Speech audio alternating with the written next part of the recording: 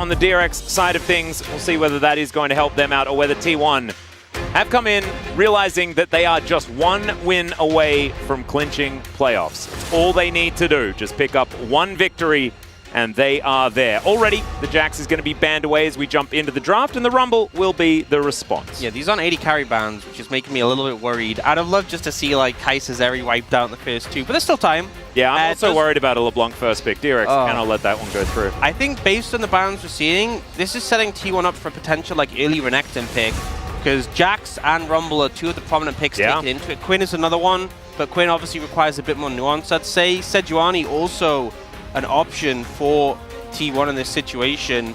Obviously with Vi and Poby being banned out here, the priority does go up. Maokai as well. I can really see this being a Sejuani first pick, so maybe DRX end up banning for Sejuani, but there's so many things that have been left open. Yeah, it's kind of like they focused on all these top or jungle related picks. That's like, guys, Kai'Sa, Zeri exist. Yeah.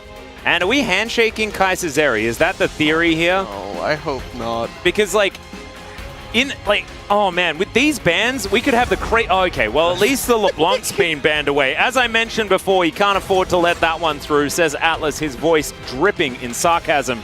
The Kai'Sa is going to be the first pick, though, as DRX.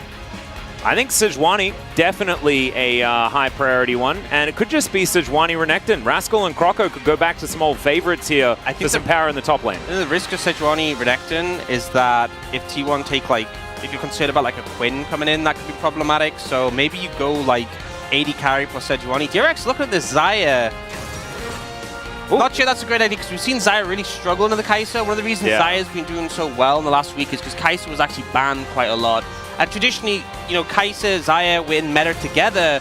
And because Kai'Sa was played with all these dive compositions, Xayah was good into that. But ultimately, we've seen a situation where because AP Kai'Sa is such long-range poke, it actually becomes quite a struggle, and T1, they end up opting for the Rel and the Azir, so not even a look towards the Renekton that it felt like was being set up. So maybe DRX, they have a choice here. They can go for a support pick to match the Rel, they can go for a mid like an Annie to match the Azir, or just solidify your top lane, the Renekton Sejuani that we were talking about. I think allowing Beryl to cook a little bit, letting that Rakan get banned away is probably all right as the Renekton comes through.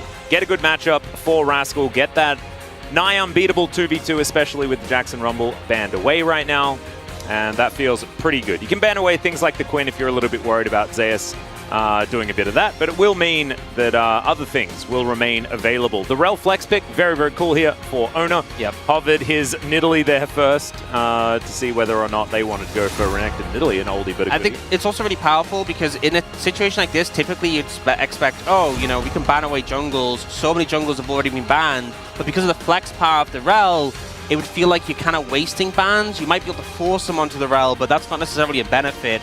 Oh, this is actually really cool as well, because DRX, they've left the mid lane open, and that means that T1 looking to opt into protecting Poby's lane. But what that will mean is that the Lovers duo could just get through. Yeah, because Tristana's still open and available. And so either it's Tristana or it's Rakan, and that works out beautifully here for DRX, allowing Fate to then counterpick and possibly even take Renekton into the mid lane if he really wants to, right? If something goes horribly wrong. But the last ban will be that Rakan, so Tristana up and available for Fate if he would like to take it. Jace as well makes a lot of sense. Annie, we saw be pretty competent into Azir, but did get the nerfs to a Q damage, so maybe be a reason why we haven't seen her popping up so much. Ooh, the Ahri. That is not exactly. It's not exactly Sejuani synergy, and we don't really like it into Azir. But if there is chaos that's going to ensue, Ahri can certainly capitalize on it. Yeah, not too sold on the pick ultimately, but clearly trying to go for something they feel Fate will be comfortable on. And T1 looking like they might be using that Rel flex and putting it into the jungle, obviously, to get some big changes this patch. A little bit of a nerf to her durability, but in return, massive buffs to her clear. And with the Nautilus lock-in, I mean, that's technically a flex too. Yeah. So it could be going all over the place. Mid lane, jungle, support, top lane. Absolutely 80 carry Nautilus, I'm sure it works. Doesn't it? It works, right? Why not? Exactly. See, that's why we brought you in. Because you go along with my garbage. Sion is going to be considered here. We'll see whether T1 do lock it away. Does mean that they are lacking a fair bit of physical damage unless the Kai'Sa is going to go that route. The Gnar is something that Zeus is extraordinarily good at, and also one of the picks that works into the Renekton is there's the Alistar. Because you pick the Alistar because you expect the Rel support, but they could, you know, they could put the Nautilus support in the Rel jungle, they could put the Rel, you know, you have that flexibility that means that you can just go for the best matchup, and I think Nautilus Kai'Sa is the best matchup into the Alistar. I think that Puddock and Beryl are not likely to win out in this lane anyway. I think it's kind of okay for them to just play back as much as they can in the early stages. Yeah, it is also a very hard lane to dive, which I can imagine when you have so much CC set up on the side of T1, that would be like a thing you'd love to go for, but with Xayah Feathers and with the Alistar playing Bouncer, it's pretty tricky. I think the Noah makes sense for Zeus, something he's definitely lent on, but into the Renekton Sejuani, it's very easy to set up that stun. Yeah. You know, if Renekton gets on top of you, instantly stacks up the Sejuani passive. That could be the point that DRX expect to play through, and based on the draft, I would think they want to focus on the top lane, they want to try and get their Renekton ahead, and their bot lane is playing the survival game. Yeah, I think that leaving Puddock to fend for himself with his Featherstorm and things like that in this game is going to be the aim of it, because otherwise you see the Ahri build 2 semi-items that do damage and then kind of doesn't really do anything if you're playing in an even game state. If you get her fed, things can be fantastic. See whether DRX can make it work. However, I feel like T1's composition, beautiful flexibility until the end of the draft, utilized it well, got a bunch of comfort, and we'll see whether this is going to be the start of the T1 Renaissance. Jump onto the Rift.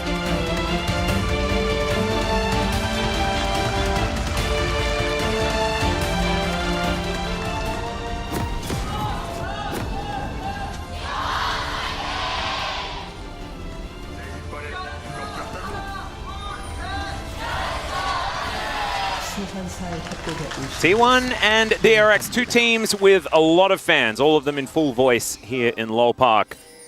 Very interested to see how the first few minutes are going to go, how the laning phase is going to go, whether we're going to see some of the T1 dominance of old in the early game, or whether it is going to be more of what we have gotten used to over the recent weeks. It was really only the Nongshim series that T1 kind of found some of their old mojo, some of that old pizzazz.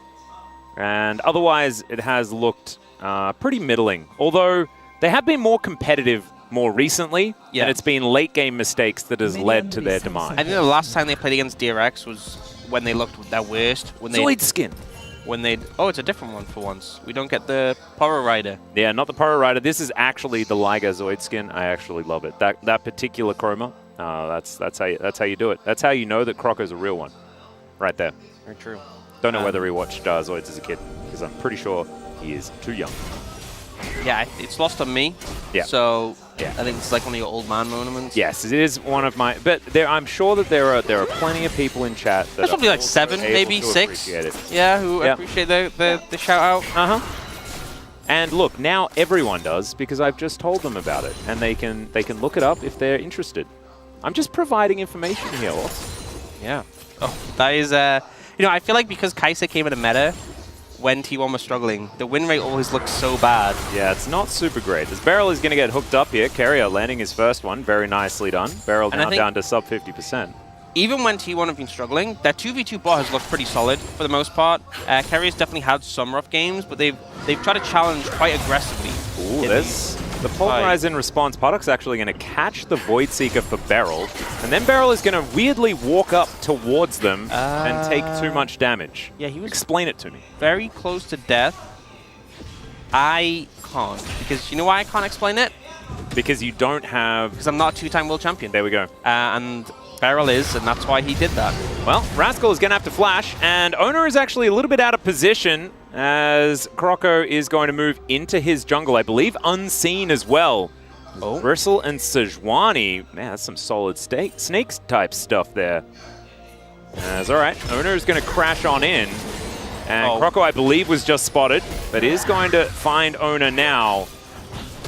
Should be able to grab this. But Scryer's Bloom going to be used, and Crocco just putting that pressure on. Level 3 versus level 3, and it is Oner that gets the smite. Yeah, played it well, syncing up his abilities with the smite to kind of ensure it was stacked in his advantage, and now Crocco's just kind of hanging around. All right, we've got Beryl also. He's been lit on fire. Gumayusi going to get the flash out there, was threatening the passive proc. And Beryl not going to do that one. As okay, Charm connects in the mid lane. It's Poby wandering around a little bit, but will be able to grab the Conqueror and get himself out. 11-4. Yeah, Ari hasn't been doing so hot. Croco is still doing this. Not sure about it. Winter's Wrath comes down. Poby has the inside track, as Nara's not going to be moving down, but I don't think Rascal really wants to head over there. And Oner is going to grab the Rift Scuttler as well. So not sure what the plan was for Croco there, but I don't know either. And Oner was about to get like a rotation at cooldowns as well, so if he stayed any longer, that would have gone horrifically. Very weird goings on in the early game. He's back again. Oner still has double buffs. Croco's everything has run out. To be fair, I think part of it was that Oner stole the initial Raptors, so Croco just didn't have much to do with his time, other than be a nuisance. And now Keria's here, being even more of a nuisance. They really want those Raptors, and they will secure it. There we go. If that's what they were going for, they succeeded. It's called having a goal and achieving it. And you love to see it.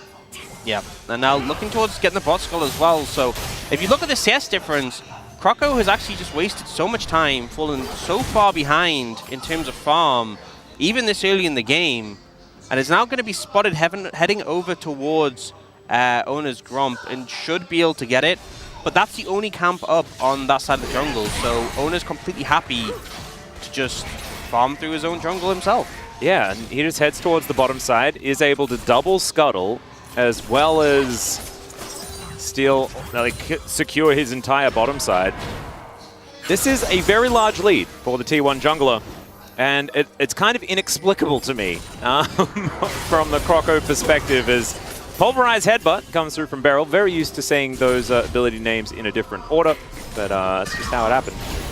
Yeah, and now at level 3, it should be a bit easier for Beryl to maintain presence in the lane. I honestly think if Paddock hadn't been eating all those Void Seekers, he probably would have died already quite comfortably, which is kind of funny when you have the AD carry blocking skill shots for the support, especially when the support's an Alistair. But laning phase not been too hot so far for the DRX bot lane, and we can see the level difference already between junglers. A little over half a level this early is very significant, especially when they both have such impactful ultimates. But Croco finally going to pair up with the Renekton, and Zeus has just gone mini.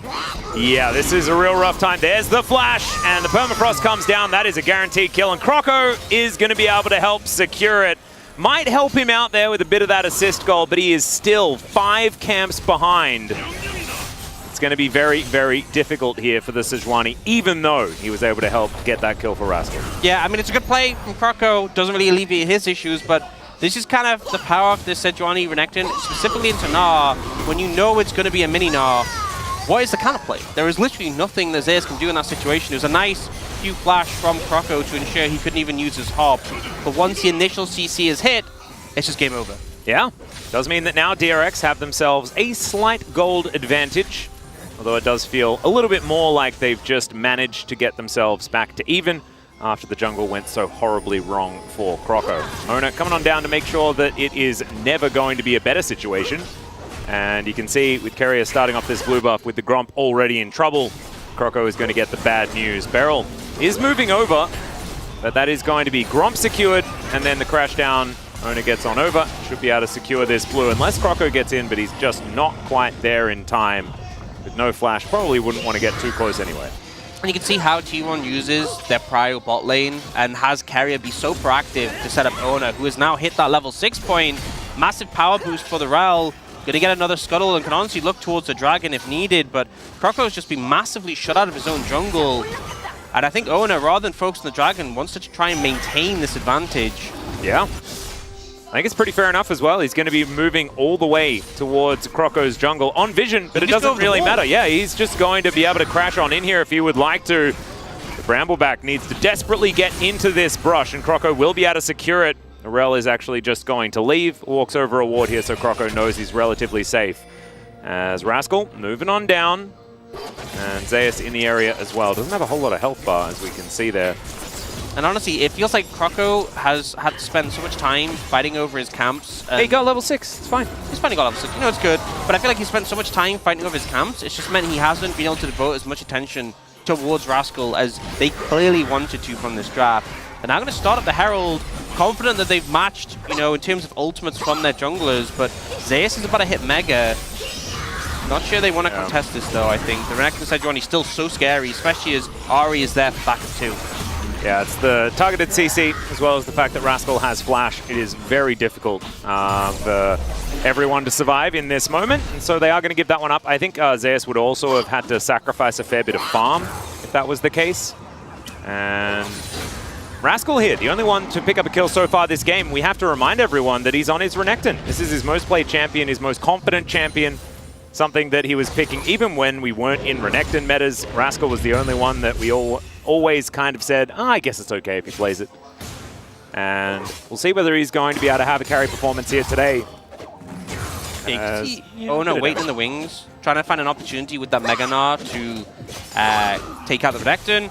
But Mega Gnar times out. Rascal doesn't commit too heavily when it does. So ultimately Oner will just reset. And Zeus surviving pretty fine in this lane so far, and ultimately DRX still with a slight gold lead now. Now they're looking for Poby. Yeah, there is the Glacial Prison. It connects beautifully, and Poby will explode. The Emperor's Divide comes in, but that is almost from the grave for the Shuriman Emperor. And now the Rift Herald's going to go down in the mid lane. Oner comes on in. Croco doesn't seem too worried about this one. Fate, I think, is able to collect plates, and he does. Plus 88. Oh, yeah. Is he going to be able to get the next one? And it's just barely away. Yeah, I think you can honestly walk up and auto and just take a tower hit. Yeah, I think that's be okay. Probably all right. But if he crashes his wave without getting in range, he's just going to go to the wind. Oh, no. It is going to go to the wind. No, no, no. Why? And it's gone. But why? Goodbye. I don't know. Isn't that just... I don't know. Well, they got better things to do. They need to kill Zeus. Well, that is what they're going to go for here, as Rascal's taking a fair bit of damage. Croco moving on in, and the teleport is going to come out immediately from Poby. Watches as these minions are going to fall down underneath the turret. Fate just gets himself out of there. Really nice play. Yeah, to start the dragon. Zeus like catching the wave before it hit the tower, just to kind of stall out a little bit until Poby can TP back in. So, all in all, considering DRX could have got a second plate mid, could have got that dive top lane, not getting as much as I'd hoped for, and the dragon being picked up by T1 means T1 once again kind of surviving and being pretty okay with how the situation panned out. Yeah, not getting that plate actually really hurt my feelings. I'm not gonna lie. At a deep core level. Yeah, right? It's just like watching someone just hold up that $100 note and just burn it right in front of you. That is one of those. What they did. Yeah, that's kind of what it, yeah. It wasn't great. Didn't feel, that did not spark joy. No, definitely did not. No. Especially after they made such a good play catching out Poby in the first place. Yeah. Like, you did the hard bit. Yeah.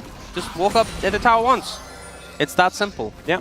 It's like they got through the whole dungeon, killed all the bad guys, then spawned the chest at the end, and then said, nah, I'm going to go. Yeah, not interested. I just did this for the experience. Yeah, precisely.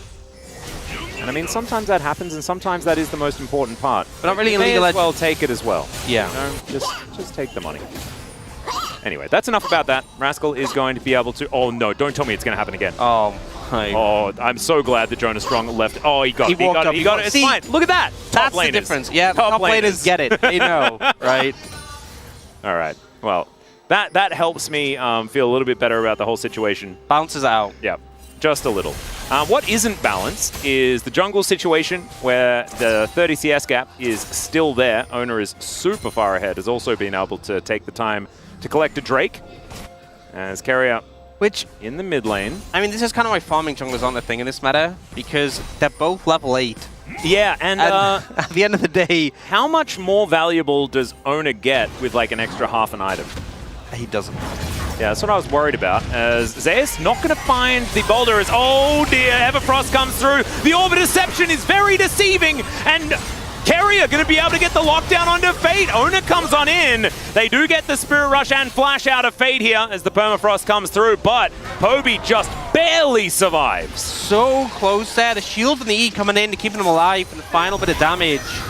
And unfortunately, DRX, once again, similar good setup. They wait for him to put the soldier out on the wave, knowing he can't use it to dash away, and that's when they go for the ult. They lay the CC. The damage just isn't quite there. And you know what? Maybe if Fate had a little bit of extra gold, he could have had a little bit of extra damage, you know? Yeah. Maybe that could have been the difference maker. Yeah, he could have bought I'm just theorizing. I don't know where we can source that extra gold from, you know? You can't just magic gold out of thin air. Well, and there is an option. As, all right, Beryl is going to find himself a headbutt into the wall. There's the Pulverize, as Gumayusi's going to have to cleanse. Beryl, you know what makes me really sad? Well, it's talking about Beryl's Alistar. Because it used to be incredible. And you just can't really say the same things because this season it has not performed to that level necessarily. Yeah. We know what he's capable of, but I think that play was fine. Yeah, no, that was fine. But I want to prepare people. Like if you've just started, okay, we'll have a look at this replay. Yeah. So once again, wait for them to put the soldier in the wave. They know we can't dash with that timing, so that's when they go for the ult. Really well played there, and then. We'll see, this is when they try to go for it again. Similar situation, but he gets the ult off and manages to use the shield to survive. 55 HP, so cutting it very close, being honest. Can you do 55 damage? Or can you take 55 HP from Poby at that stage? Apparently they with can't. An extra 170 gold or maybe 88 gold? Probably not, if I'm going to be honest. I'd love it to be a thing, but it probably isn't. So in goes Poby, does shift some sands around, but Fate able to hit him with a Q and a charm. A good little attack here from the Azir, who does have flash available. Fate not so lucky as Croco clearing out vision. Oner comes on over to protect his Gnar. Zeus hits Mega. And will mean that T1 should be pretty safe there towards the top side, but Shirley is on their minds. We just saw the gold graph, and Croco is up on gold compared to Oner. Okay. Yep. And they're both tank jungles. At the end of the day, it's not that relevant, is it? We focus so much on it. It's cool to track. It just doesn't. It's because we're so used to it, you know, like the old metas where the jungle actually mattered and things like that. Oh dear. Well, anyway, Oner is still pretty strong here as the ultimate flies to Narnia. That is not what you want to see. Is Croco, can he actually get the smite? He can't, because it's taken by Azir. Keria taking a fair bit of damage as Rascal's now trying to get amongst it. Fate diving forward. Oner is burning, ticking, and Fate is going to pick it up. But the hook is going to connect here onto the Dominus Crocodile, and he will be the trade. I think Rascal could have possibly just not moved a bit further forward there, but DRX probably thought they had an opportunity to get themselves something. So, Shirley goes to T1, and they trade evenly in kills. Yeah, communication, it seems a bit rough from DRX there. I think there was a definite moment where they could have just backed away. You saw the 4-man unit doing that together, and Rascal ends up overextending it a bit and going down. Great dodge here from Poby to dip away from the Sejuani ult. He's actually kind of the hero here, doing so much damage, flashes the Alistar combo, and just doing so much work across the course of this fight. You do see Oner, once you're kind of in with Rel, that's kind of it. You're not really getting out again, but this great hook from Keria manages to find that final kill and trade it off, and with them securing the Herald as well, they're pretty happy. I unfortunately didn't see why Puddock's Featherstorm went in a strange direction, probably. I think it's just because Oner came from the war, and at that point his mouse was on that side, and you just hit R. You don't have time to like get the right way, so a bit unfortunate, but I think the fact that Oner died anyway, I'm not sure how much of a difference it would have made.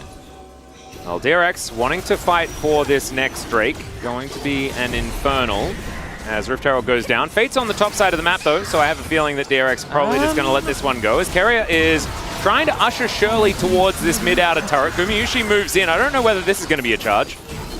It was a Drake, so there's that. It's going to be Ocean Soul this game, which is very disappointing to people that really like Cloud Souls. I think there's one on the desk with me right now. It might be.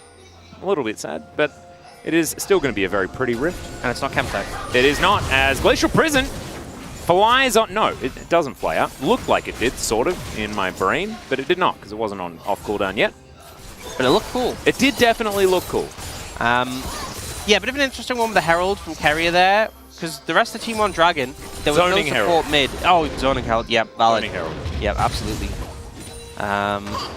But does, you know, when you put it in the context of them securing the Herald being like an advantage, but then getting nothing for it, not so hot. But they still do have those 2 dragons in pocket, and gold is very even at this point. It is. And if we have a look then at the scaling situation, I feel like T1 are in a very nice spot. Yeah, but DRX have a Crocodile who is more scaly than everyone else. I see what you did there. That may be the difference maker. It just might. A Crocodile and a Fox here towards this bottom side. What does it mean? I don't know. Whoa, now there's a boar.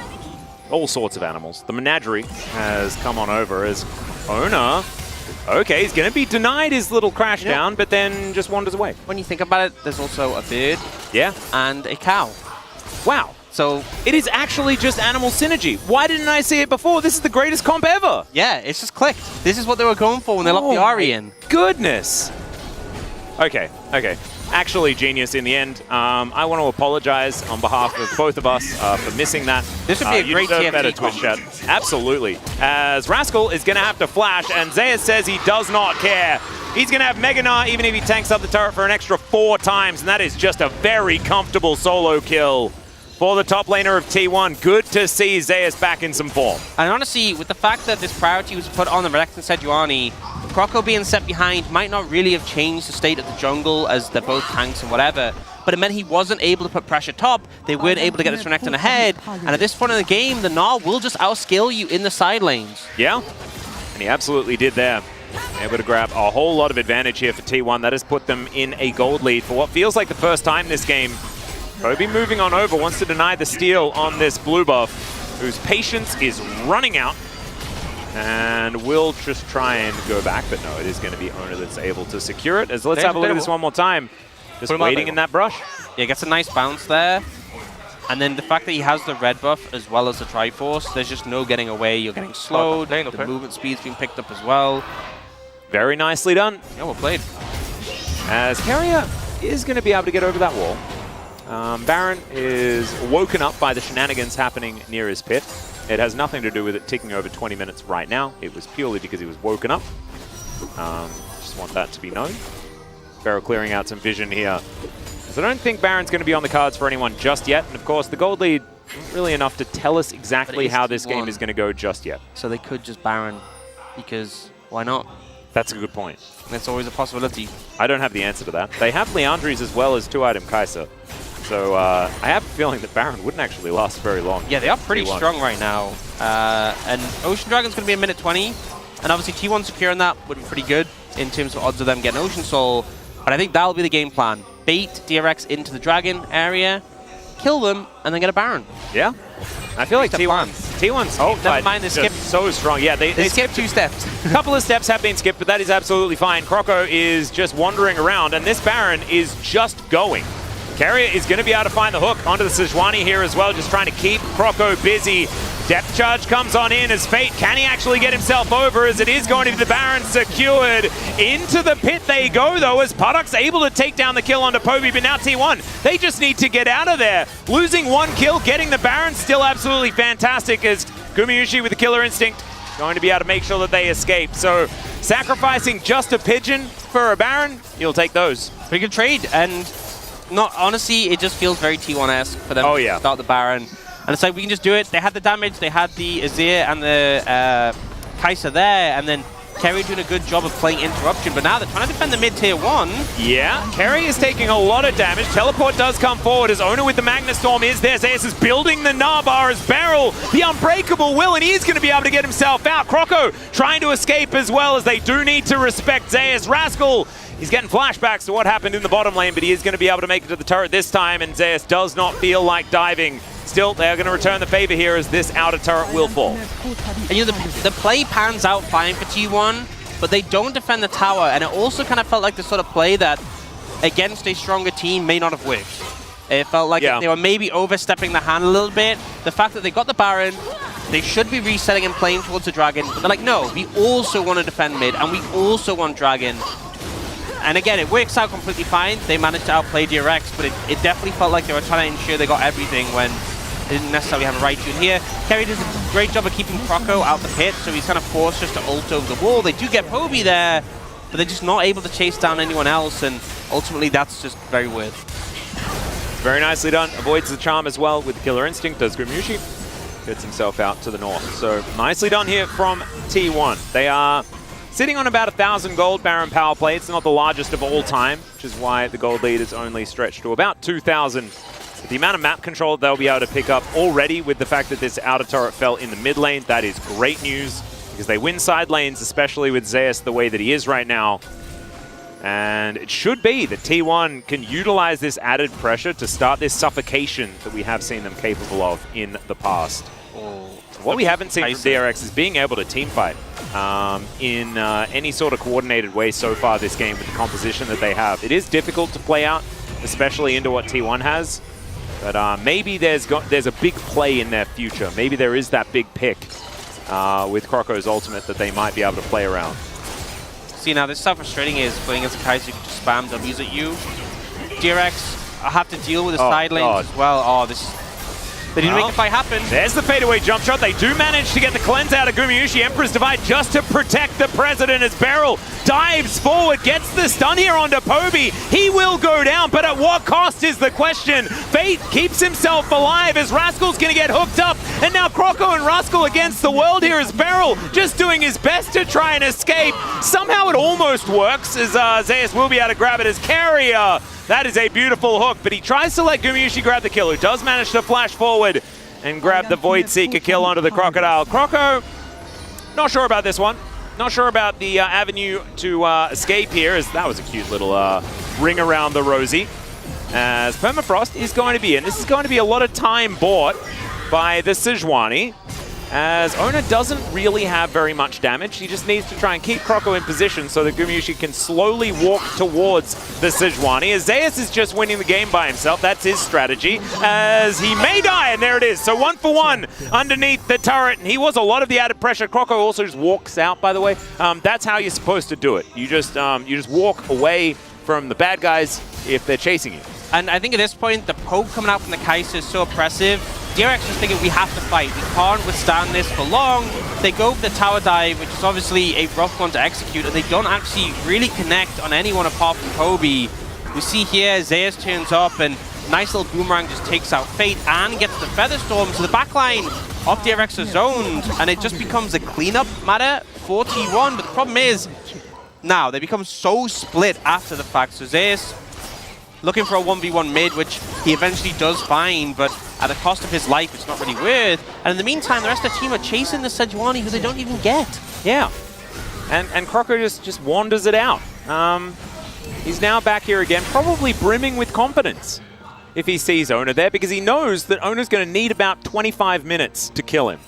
And so doesn't need to worry about it too much. He didn't actually get that much from the Baron in terms of structures on the map. There's still those 2 outer towers up. They didn't break an inhib tower, so they're ahead. They're 4,000 gold ahead. They look really good in this position of the game, but it still feels like they're not getting as much as you typically expect from the T1 we saw in the first round robin. Yeah. Still not quite performing the same level.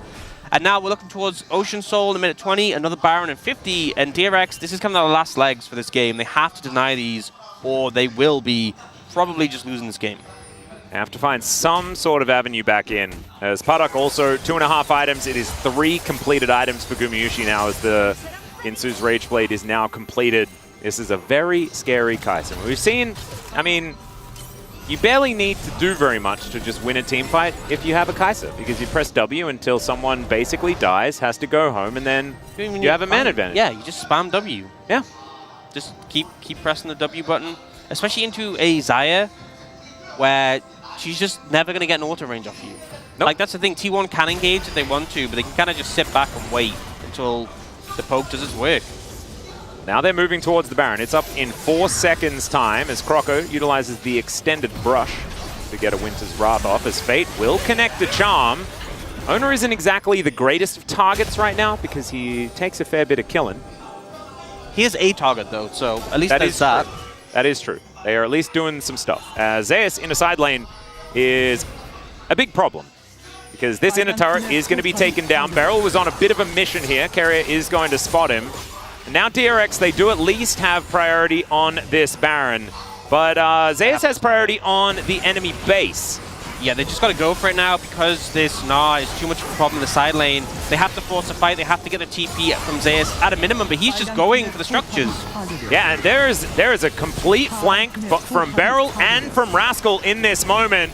Keria is going to go in as Gumayusi supercharges after the cow. Rascal is still just in no man's land. He's going to have to teleport back to the base, because otherwise they may just lose it right here. They're inside the pit. It's going to be a 50-50. Empress Divide is fantastic. It's a 3-man knockup, but what does it actually achieve is the question. Poby's going to mop up the kill on the cow. And now T1 will just take down the last remaining Nexus turret and pick up the victory. DRX, unfortunately, just pushed into a situation where they couldn't really win, and there goes the Nexus. T1, beautiful play, honestly, in the last few passages, but a little bit unfortunate there from DRX.